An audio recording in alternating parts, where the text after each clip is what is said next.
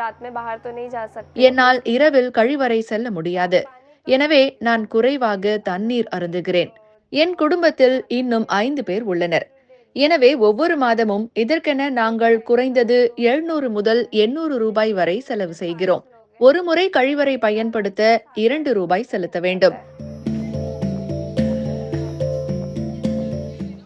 என் பெயர் ஆயிஷா. நான் முதுகலை சமூக பணி படித்து வருகிறேன். எனக்கு 19 வயதாகிறது. நடைபெறவுள்ள 2024 பொதுத் தேர்தலில் ஆயிஷா ஷேக் முதன்முறையாக வாக்கு செலுத்த உள்ளார். இவர் கிழக்கு மும்பையின் புறநகரில் குறைவான வருமானம் கொண்டவர்கள் வசிக்கும் கோவண்டி என்னும் பகுதியில் 10க்கு 10 அடியே கொண்ட அறையில் வசிக்கிறார். அவருடைய வீட்டில் கழிவறை இல்லை. அப்பகுதியில் உள்ள பொது கழிவறையையே அவர் பயன்படுத்துகிறார். ஒரு முறை கழிவறை பயன்படுத்த 2 ரூபாய் செலுத்த வேண்டும். இருமுறை கழிவறை பயன்படுத்த வேண்டுமென்றால் 4 ரூபாய் கொடுக்க வேண்டும். என் குடும்பத்தில் இன்னும் 5 பேர் உள்ளனர்.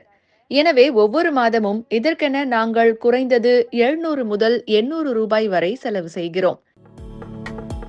ஆயிஷாவின் குடும்பத்திற்கு மாதம் 15,000 ரூபாய் வருமானம் வருகிறது. கழிவறை பயன்படுத்துவதற்கு செலவு செய்வது அவர்களின் நிதி நெருக்கடியில் மேலும் அழுத்தத்தை ஏற்படுத்துகிறது. பணம் மட்டும் இதில் பிரச்சனை இல்லை. பொது கழிவறையை பயன்படுத்தும் போது அவர் பாதுகாப்பின்மையை உணர்கிறார். கழிவறையை பயன்படுத்தும் நேரத்தை பொறுத்தே தன் முழு நாளையும் ஆயிஷாவும் அவரை போன்ற மற்ற இளம் பெண்களும் திட்டமிடுகின்றனர்.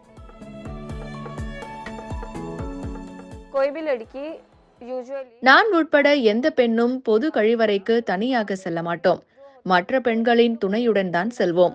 இரவு நேரங்களில், குறிப்பாக இருட்டிய பின்னர் கழிவறை செல்வதை நாங்கள் தவிர்க்கிறோம்.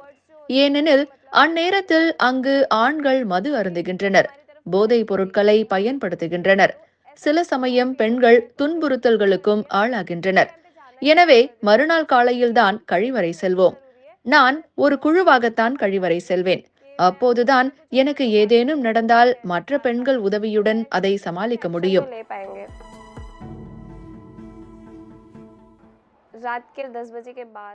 என்னால் இரவில் கழிவறை செல்ல முடியாது. எனவே நான் குறைவாக தண்ணீர் அருந்துகிறேன். கழிவறை பயன்படுத்த வேண்டிய தேவை எழுந்தாலும் மறுநாள் தான் செல்வேன். காலையில் கழிவறை பயன்படுத்துவதிலும் பல பிரச்சனைகள் உள்ளன. காலையில் அங்கு கூட்டம் அதிகம் இருக்கும். கழிவறையை சுத்தம் செய்பவர்கள் அடிக்கடி வரமாட்டார்கள். எனவே பல சமயங்களில் கழிவறை தூய்மையாக இருக்காது. அது இன்னொரு பிரச்சனை. ஐநா சபையின் நிலையான வளர்ச்சிக்கான இலக்குகளை நிறைவேற்ற இந்தியா உறுதி பூண்டுள்ளது. இந்த இலக்குகளை 2030ஆம் ஆண்டுக்குள் அடைய வேண்டும். அதில் சுகாதார வசதியும் ஒரு இலக்காக உள்ளது.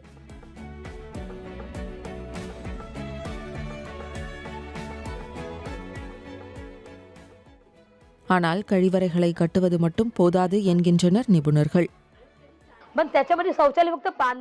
கழிவறைகள் கட்டுவதற்கு மட்டும்தான் நிதி வழங்கப்படுகிறது. அதை யார் பராமரிப்பது?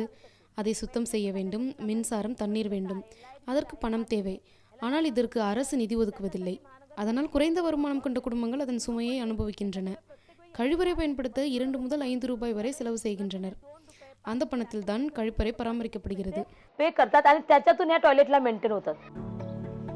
திறந்த வெளியில் மலம் கழிப்பதை ஒழிப்பதே தூய்மை இந்தியா திட்டத்தின் நோக்கம். கழிவறையை பயன்படுத்தும் போக்கு அதிகரித்துள்ளது. ஆனாலும் இது போதாது. ஐநா சபையின் இலக்குகள் குறித்து ஆயிஷா அறிந்திருக்கவில்லை. ஆனால் வளர்ச்சி வேண்டும் என அவர் விரும்புகிறார். அதனை தன் உரிமை என நம்புகிறார். இதை மனதில் வைத்தே அவர் வாக்கு செலுத்த உள்ளார்.